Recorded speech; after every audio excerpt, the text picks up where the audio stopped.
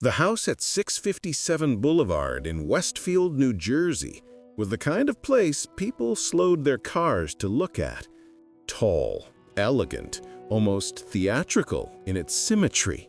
A perfect slice of wealthy suburban America. White shutters, soft lantern lights by the porch, a lawn trimmed with the precision of a soldier's haircut.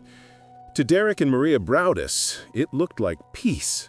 Safety, a place where their kids would grow up riding bikes along quiet streets, drawing chalk suns on the driveway, and running through sprinklers in the summer heat. A place to breathe. But the house had other plans. The first letter. 3 days after closing the purchase, Derek found the first letter. A plain white envelope, no stamp. No return address, just a shaky, old-fashioned script on the front spelling Mr. and Mrs. Browdis, 657 Boulevard. Inside was a single page typed with a heavy, uneven ribbon, the way typewriters print when the ink is dying. The letter began politely. Dearest no neighbor at 657 Boulevard, allow me to welcome you to the neighborhood. But the welcome ended there.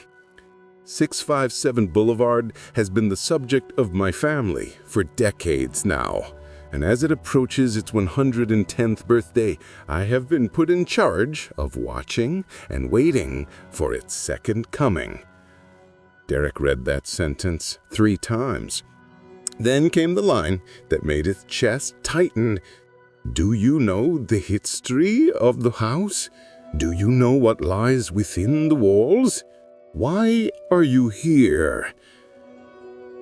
He felt something cold slipped on his spine. But the last line was the worst. I see you have children. Once I learn their names, I will call to them too. Night crawls in. That night, Derek turned on every light in the house. He walked through each room, the master bedroom with its bay windows, the kids' small yellow painted room, the long hallway that creaked even without anyone stepping on it. He kept checking the front yard, the porch, the shadows along the hedge. Nothing moved, nothing watched him, but he felt observed. A car slowed as it passed. Derek stood still, breath held, until it disappeared. He called the police. The officer who arrived read the letter twice and exhaled slowly. This isn't a prank, not the usual kind. He advised Derek to keep the lights on, as if the lights could save them. Maria's turn. 2 weeks later, a second letter arrived, this time addressed to Mr. and Mrs. Browdis and the young blood. Maria stopped reading at the word blood. She called Derek at work, her voice shaking. Another one, she whispered. You need to come home. The letter was worse than the first. I have been waiting for your family for a long time. My grandfather watched the house in the 1920s. My father watched it in the 1960s. Now it is my turn. Then, have you found what is in the walls yet? There is something inside that only the true watcher knows. He described each child in horrifying detail. Their height, their positions in the rooms, even what color shirts they wore when he saw them playing. Maria trapped the letter as if it burned her hands. Derek didn't let the kids sleep in the house again. Sleepless town. Westfield was the kind of place where people had 4th of July barbecues, sent their kids to soccer practice, and complained about taxes in Facebook groups.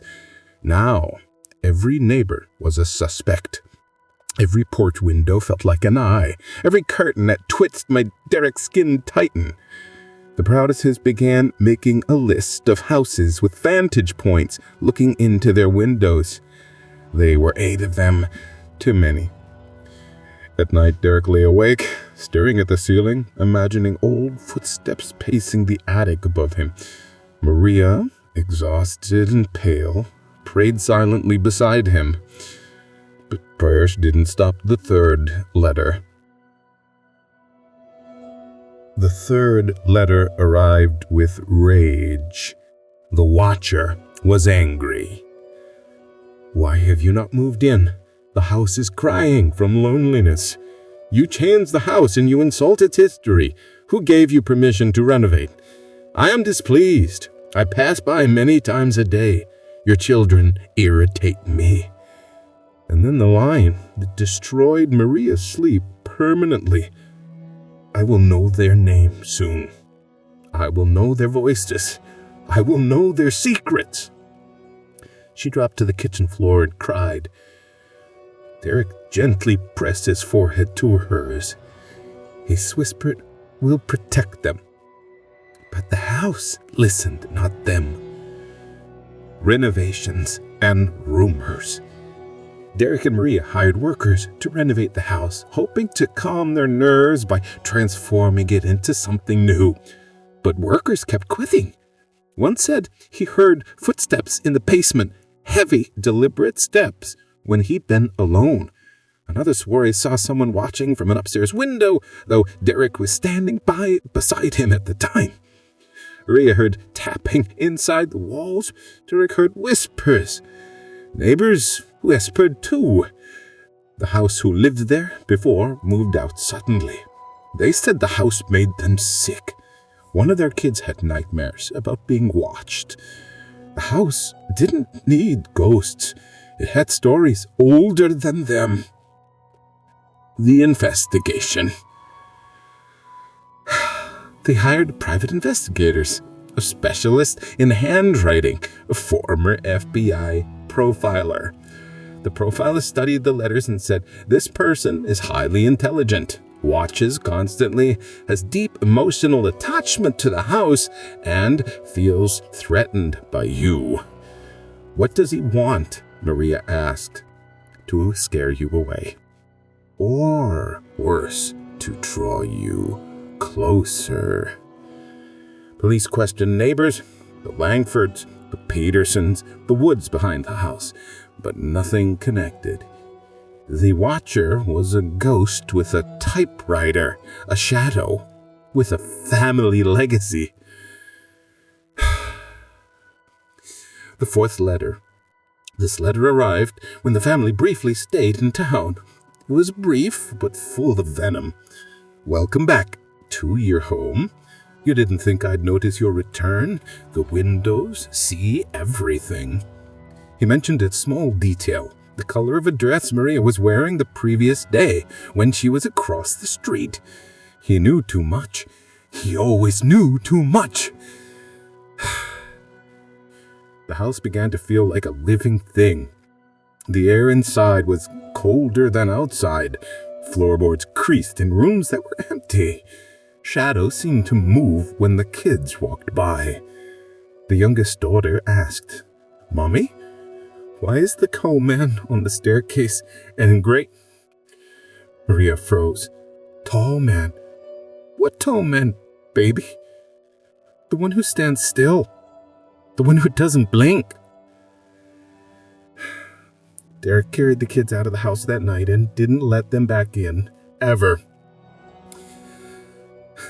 The sleepwalker. One night, Derek, exhausted and overwhelmed, fell asleep on the couch of their temporary rental. At 3:31 a.m., he woke standing, not in the rental, but on the part of 657 Boulevard, barefoot, freezing, holding a set of keys he didn't remember grabbing. He didn't remember walking there. He didn't remember dreaming. He only remembered the voice, a whisper behind his ear as he woke. "You came home." He staggered back into the street, shaking. He didn't sleep for 2 days. Maria hears the walls. Maria began hearing scratching in the walls of the house, sometimes faint, sometimes frantic, as if someone or something was trying to get out. She called exterminators. We found nothing. She pressed her ear to the dry wall and swore she heard breathing. One night the scraping grew so loud she ran from the house barefoot. Something's in there, she whispered to Derek, but he didn't tell her. He had heard it too. The fifth letter. This letter was short, cruel. I have expected you. The house needs its family.